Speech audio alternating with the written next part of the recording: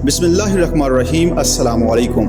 असमत मुस्तफ़ा सल्लल्लाहु अलैहि वसल्लम हजूर सल्लल्लाहु अलैहि वसल्लम के 10 बरस की मेहनत शाका का हासिल। हजूर सल्लल्लाहु अलैहि वसल्लम की पूरे 10 बरस की मेहनत और मुशक्क़त को ज़हन में रखें।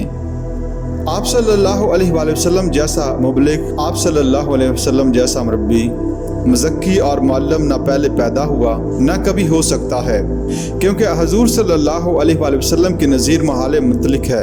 आपकी नज़ीर कोई हुई है न होगी। लेकिन मक्का में आप सल्लल्लाहु अलैहि वसल्लम की 10 बरस की शब रोज़ की मेहनत शाका का तसव्वुर करें, जिसमें दिन की मुशक्क़त का ये आलिम है।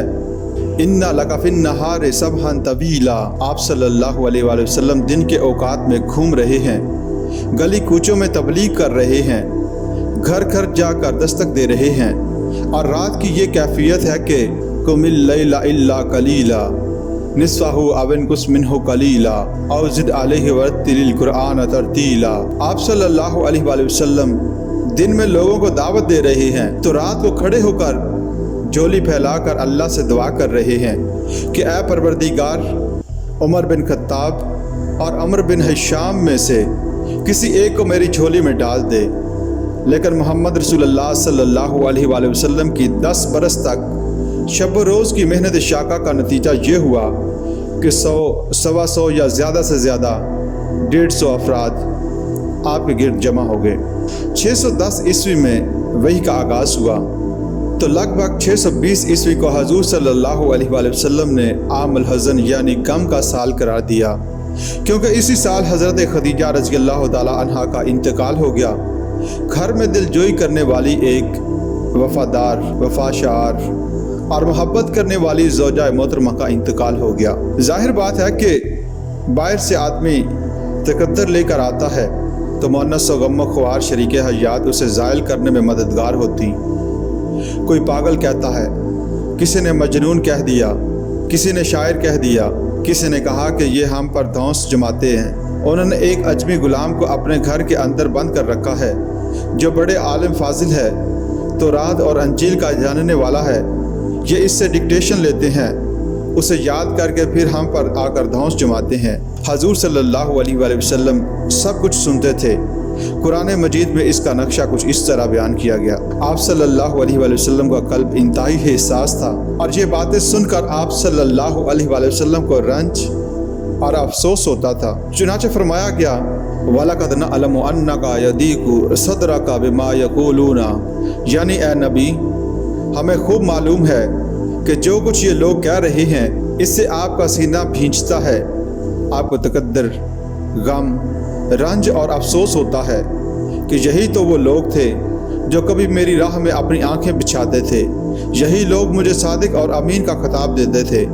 ये मुझसे इंतहाई मोहब्बत करने वाले लोग थे।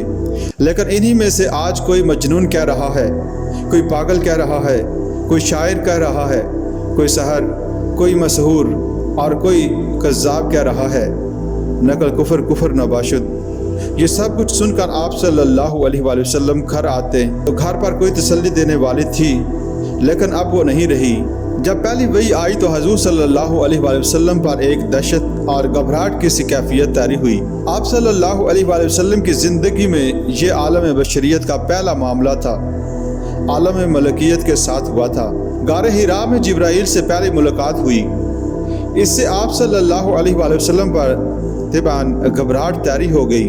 आप सल्लल्लाहु अलैहि वसल्लम घर आए तो कांप रहे थे, फिर बुखार हुआ और इसमें आप सल्लल्लाहु अलैहि वसल्लम ने कहा, खशीतु अला नफ्सी, यानी मुझे अपनी जान का अंदेशा है। ऐसे में वही गमख्वार और हिम्मत बंधाने वाली ज़ौजा मोहतरमा थी जिन्होंने कहा कि अल्लाह आपको ज़ाया नहीं करेगा, आप फ़िक्र मत कीजिए। आप यतीमों की सरपरस्ती करते हैं, बेवाओं की खबरगिरी करते हैं, आप भूखों को खाना खिलाते हैं, गरीबों की खिदमत करते हैं, अल्लाह आपको ज़ाया नहीं करेगा। अन हजूर सल्लल्लाहु अलैहि वसल्लम की 25 बरस तक की ज़िंदगी बड़ी मेहनत व मशक्क़त और अफलास से गुजरी। ऐन बचपन में आप सल्लल्लाहु अलैहि वसल्लम भेड़ बकरियां चुराते रहे। हजूर सल्लल्लाहु अलैहि वसल्लम के अपने अल्फाज हैं कि मैं चंद टकों के मुआवजे में अला करारीत اہل مکہ کی بھیڑ بکریاں چراتا رہا، اس لیے کہ ابو طالب بہت ہی مفلس انسان تھے۔ حضور صلی اللہ علیہ وآلہ وسلم کی سرپرستی تو وہ کر رہے تھے، لیکن واقعہ یہ ہے کہ خاندان ابو طالب کی پرورش رسول اللہ صلی اللہ علیہ وآلہ وسلم نے اپنی محنت و مشقت اور مزدوری سے کی۔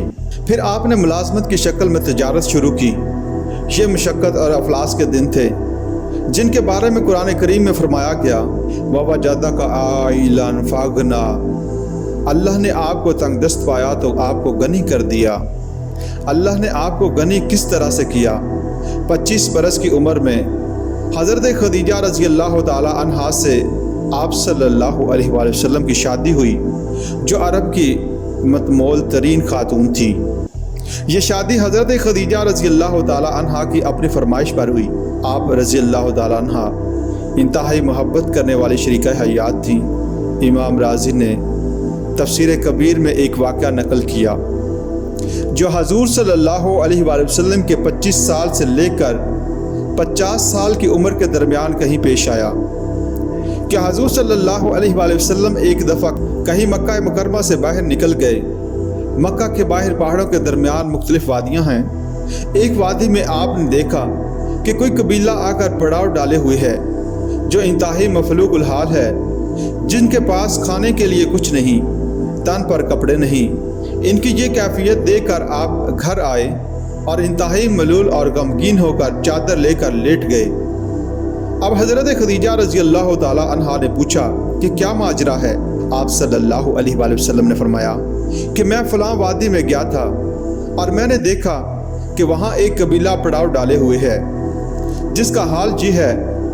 آپ صلی اللہ علیہ وآلہ وسلم نے فرمایا کہ میرے پاس دولت نہیں ہے کہ میں ان کی مدد کروں۔ سرمایہ تو حضرت خدیجہ رضی اللہ تعالیٰ عنہ کا تھا، آپ صلی اللہ علیہ وآلہ وسلم کی اپنی ذاتی دولت تو نہیں تھی۔ اس پر حضرت خدیجہ رضی اللہ تعالیٰ عنہ نے فرمایا کہ آپ جائیے اور قریش کے بڑے بڑے سرداروں کو بلا لائیے۔ حضور صلی اللہ علیہ وآلہ وسلم نے انہیں بلا کر لائے تو اتنی دیر میں حضرت خدیجہ رضی اللہ تعالیٰ عنہ نے اشرفیوں کا اتنا بڑا ڈھیر لگا دیا کہ جب حضور صلی اللہ علیہ وآلہ وسلم آ کر بیٹھے تو اس کے پیچھے چھپ گئے۔ حضرت خدیجہ رضی اللہ تعالیٰ عنہ نے سرداران قریش سے مخاطب ہو کر کہا آپ سب گواہ رہیں، میں نے یہ ساری دولت محمد صلی اللہ علیہ وآلہ وسلم کے حوالے کر دی ہے، وہ جیسے چاہیں اسے خرچ کریں۔ حضرت خدیجہ رضی اللہ تعالی عنہ ایسی بیوی تھی، انہوں نے ہر طرح آپ کا ساتھ دیا۔ حضرت خدیجہ کا کیا مقام تھا ہم میں سے اکثر واقف نہیں۔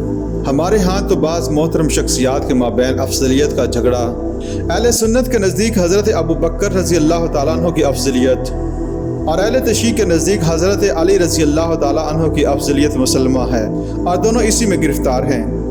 اسی طرح حضرت عائشہ رضی اللہ تعالیٰ عنہ اور حضرت فاطمہ رضی اللہ تعالیٰ عنہ کی افضلیت کا جھگڑا، ایک گروہ حضرت عائشہ رضی اللہ تعالیٰ عنہ اور دوسرا گروہ حضرت فاطمہ رضی اللہ تعالیٰ عنہ کو بہت زیادہ بلند کرتا ہے، لیکن حضرت خدیجہ الکبریٰ کا ذکر اول تو کہیں ملتا نہیں، اور اگر کہیں ملتا ہے تو بہت کم۔ 2-3 سال پہلے حضرت خدیجہ رضی اللہ تعالیٰ عنہ کی ذات میں حضور صلی اللہ علیہ وآلہ وسلم کے لیے صرف بیوی کی وفاداری، وفا شعاری اور محبت ہی نہیں تھی، والدہ کی شفقت بھی تھی۔ حضور صلی اللہ علیہ وآلہ وسلم بہت کم عمری ہی میں والد اور والدہ کی شفقت اور محبت سے محروم ہو گئے تھے۔ حضرت خدیجہ رضی اللہ تعالی عنہا حضور صلی اللہ علیہ وآلہ وسلم سے عمر میں 15 سال بڑی تھی۔ نکاح کے وقت حضور صلی اللہ علیہ وآلہ وسلم 25 سال کے تھے، جبکہ حضرت خدیجہ رضی اللہ تعالی عنہا 40 سال کی تھی۔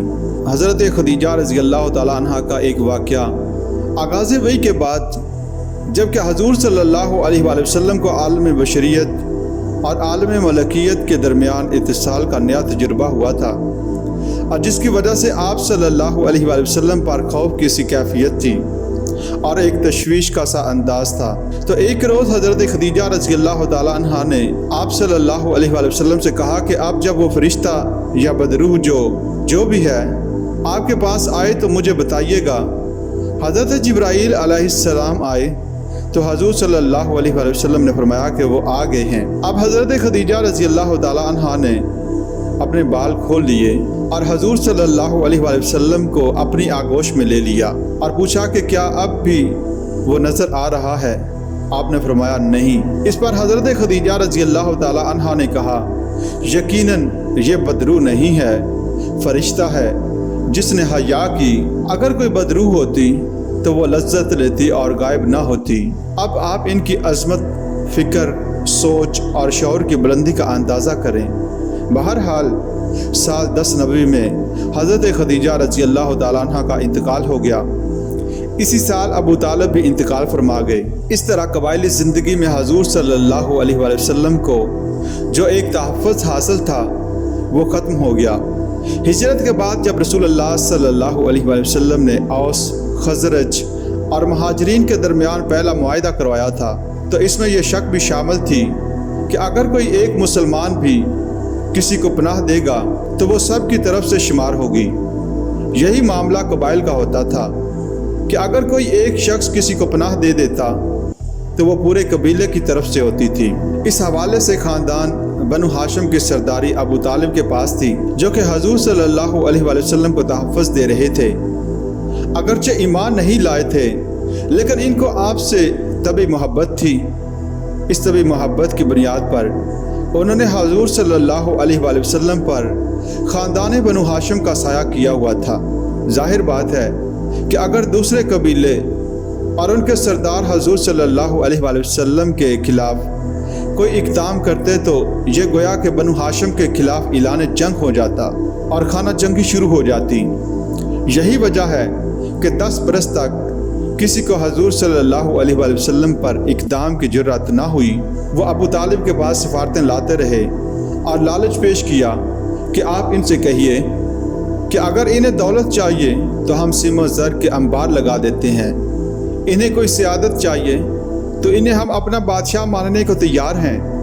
اگرچہ ہمارا مزاج ایسا نہیں ہے کہ ہم کسی کو بادشاہ مانیں، لیکن ان کو مان لیں گے، اور اگر کہیں شادی کرنا چاہیں تو اشارہ کر دیں، قریش کے جس بڑے سے بڑے گھرانے میں کہیں گے شادی کر دیں گے۔ اس پر حضور صلی اللہ علیہ وآلہ وسلم نے فرمایا کہ چچا جان، چاہے یہ میرے دانے ہاتھ پر سورج اور بائیں ہاتھ پر چاند رکھ دیں تبھی میں اپنی اس دعوت سے باز نہیں آؤں گا۔ ان کا مطالبہ یہ تھا کہ یہ دعوت توحید سے باز آ جائیں، ہمارے معبودوں کو برا نہ کہیں۔ جب جناب ابو طالب بستر مرگ پر تھے، اس وقت قریش کی جانب سے آخری سفارت آئی اور انہوں نے آخری چیلنج کیا کہ اے ابو طالب، اب بھی اگر تم اپنے بھتیجے کی پشت پناہی سے باز نہیں آتے تو ٹھیک ہے، ہمارا الٹیمیٹم ہے کہ میدان میں آ کر مقابلہ کر لو یا اپنے بھتیجے کو روک لو۔ اس بار ابو طالب نے حضور صلی اللہ علیہ وآلہ وسلم کو بلایا اور کہا بھتیجے، مجھ پر اتنا بوجھ نہ ڈال جو میں برداشت نہ کر سکوں۔ ظاہر بات ہے کہ اکیلا خاندان بنو ہاشم پورے قبیلہ قریش کا مقابلہ کیسے کر سکتا تھا۔ پھر خود ابو طالب نہایت ضعیف ہو گئے تھے اور تقریباً بستر مرگ پر تھے۔ ابو طالب کی اس بات پر حضور صلی اللہ علیہ وآلہ وسلم کی آنکھوں میں آنسو آ گئے کہ دنیا میں اسباب عالم کے اعتبار سے ایک ہی سہارا تھا، وہ بھی آج جواب دے رہا ہے۔ آپ نے کہا چچا جان، اب یا تو یہ بات پوری ہو کر رہے گی یا میں اپنے آپ کو اسی میں ہلاک کر دوں گا، میرے لیے پسپائی کا کوئی امکان نہیں ہے۔ بہرحال عام الحزن کے سال میں ابو طالب کا بھی انتقال ہو گیا اور بنو ہاشم کا سردار ابو لہب بن گیا، جو خود انتہائی زہریلا دشمن تھا اور جس نے آغاز دعوت پر ہی حضور صلی اللہ علیہ وآلہ وسلم سے کہہ دیا تھا کہ تبا لکا الہٰذا جمعتنا۔ یہ وہ بدبخت شخص تھا جس نے اپنے دونوں بیٹوں سے حضور صلی اللہ علیہ وآلہ وسلم کی دونوں صاحبزادیوں کو طلاق دلوائی۔ حضور صلی اللہ علیہ وآلہ وسلم کی 2 صاحبزادیوں کی نسبت ابو لہب کے 2 بیٹوں کے ساتھ طے تھی، اور وہاں تو نسبت کا طے ہو جانا ایک طرح سے نکاح ہی ہوتا تھا۔ ابو لہب کے اکسانے پر ان دونوں نے نہایت گستاخانہ اور توہین آمیز انداز میں آ کر حضور صلی اللہ علیہ وآلہ وسلم کے سامنے کھڑے ہو کر کہا کہ ہم تمہاری دونوں بیٹیوں کو طلاق دیتے ہیں۔ حضور صلی اللہ علیہ وآلہ وسلم نے یہ سارے صدمے جھیلے۔